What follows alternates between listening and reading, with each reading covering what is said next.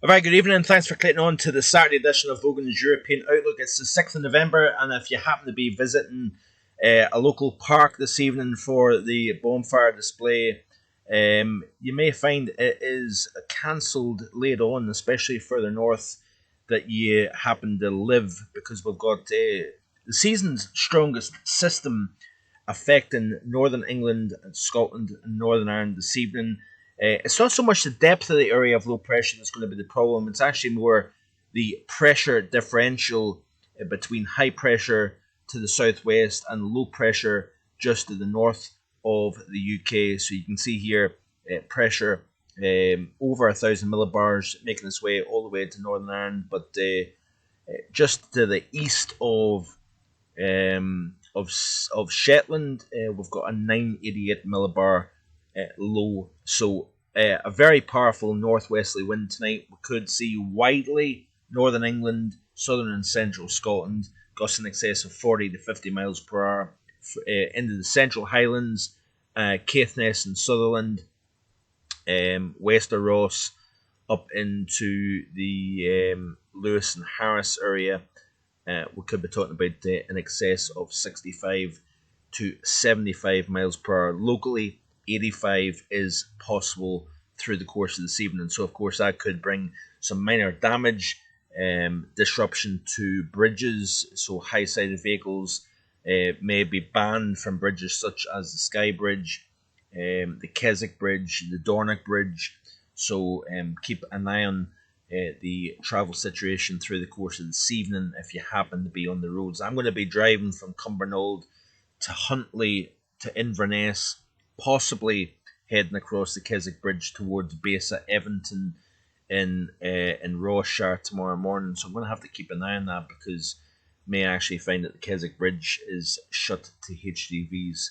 But so yeah, take your time and watch yourself if you happen to be out and about through the course of this evening here. So the strongest winds, like I say, across the northern portion of Scotland this evening here. So the northern tip of Lewis, the north coast of Scotland, the northwest coast, and even along the Murray, the Banff and Aberdeenshire coast, we could be talking about an exposure 70 plus 75 mile per hour winds quite easily through the course of this evening here. So it's going to be a windy all night, and it's been a while since we've seen these kind of winds across the northern half of the UK.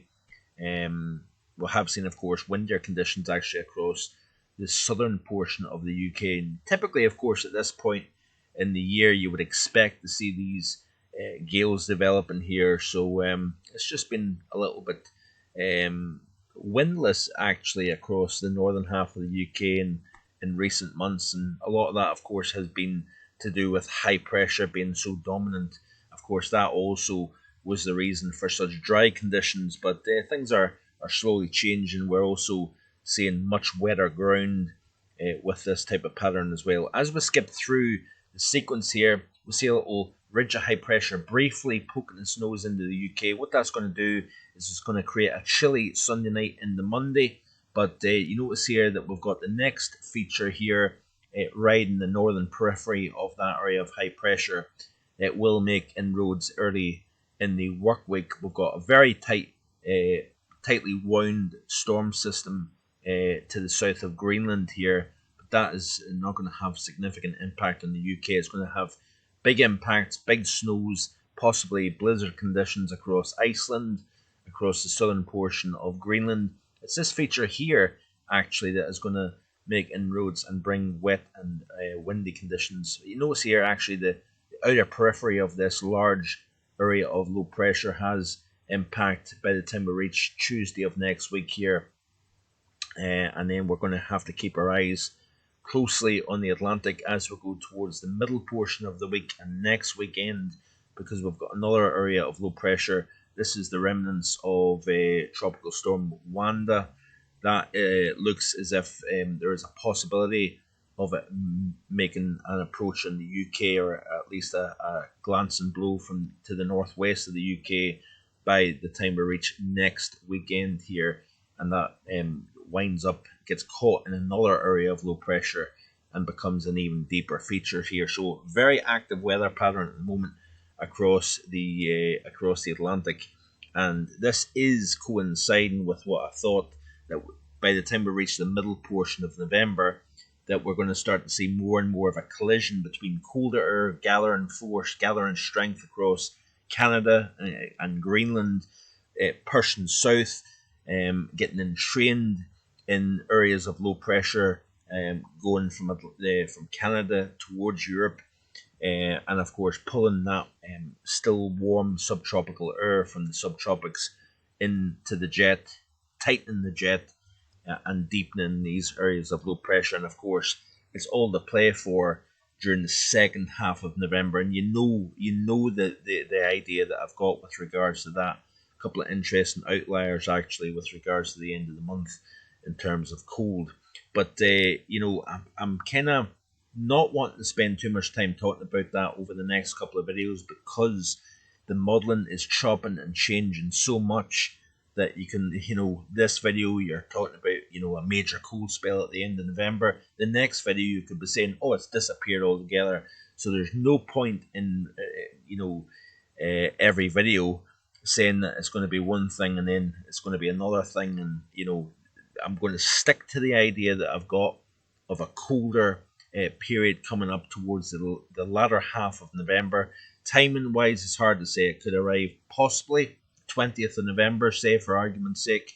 Could be the 25th. It could be the last few days of November going into the month of December. And of course, there will always be people out there that turn around and go, well, you said it was supposed to be arriving on such and such a date or between a certain couple of dates, and it never happened. So I'm just not going to go down that road, unfortunately, here. But certainly we've got the roller coaster in temperature with this type of pattern as well. Chillier at the moment pushing through over the next 24 hours. That will have impact. Then as the system then moves into Scandinavia, we'll start to open up the warm sector, pulls milder air in off the Atlantic here. Once eventually the next frontal system moves through the UK, we introduce colder air on the backside of that. And you know the script anyway. We've got that kind of back and forth type of setup overall.